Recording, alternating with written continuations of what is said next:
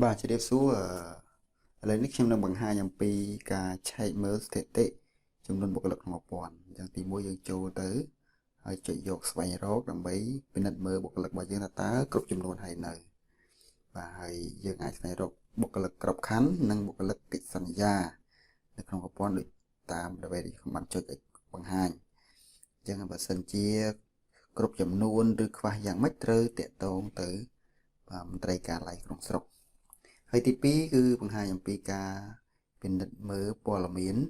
អង្គភាពអញ្ចឹងយើងពិនិត្យមើលអង្គភាពរបស់យើងជាអង្គភាពកម្រិតអីបច្ចុប្បន្នអង្គភាពយើងនៅស្រុកឃុំណាហើយឈ្មោះអង្គភាពត្រឹមត្រូវហើយនៅជាអក្សរខ្មែរនិងអក្សរឡាតាំងហើយពិនិត្យលើតំបន់របស់អង្គភាពរបស់យើងជាតំបន់អីបានជួបការលំបាកជាប្រភេទអង្គភាពកម្រិត1កម្រិត2បានន័យថាបឋមនិងមត្តេយអីចឹងនៅមួយគ្នាហៅ2ឯងបាទមួយទៀតគឺប្រវត្តិសង្ខេបបន្តមកទៀតគឺយើងចុចរក្សាទុកហើយទី2គឺយើងចូលទៅព័ត៌មានសិស្សអញ្ចឹងព័ត៌មានសិស្សយើងត្រូវបំពេញ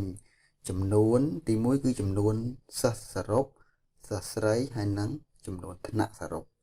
អញ្ចឹងកម្រិតមត្តេយមានប្រមាណមានសិស្សប្រមាណនាក់ស្រីប្រមាណនាក់ហើយមានប្រមាណថ្នាក់ហើយទី2គឺបឋមអញ្ចឹងដូចគ្នាពេលយើងឃើញហើយគឺយើងបំពេញចំនួនទៅតាមជាក់ស្ដែងរបស់អង្គភាពរបស់យើងរៀងខ្លួនហើយបន្ទាប់មកយើងចុចរក្សាទុកជាងនៅពេលដែលយើងរក្សាទុកទិន្នន័យនឹងរក្សាទុកក្នុងប្រព័ន្ធប្រចាំឆ្នាំរបស់យើងហើយ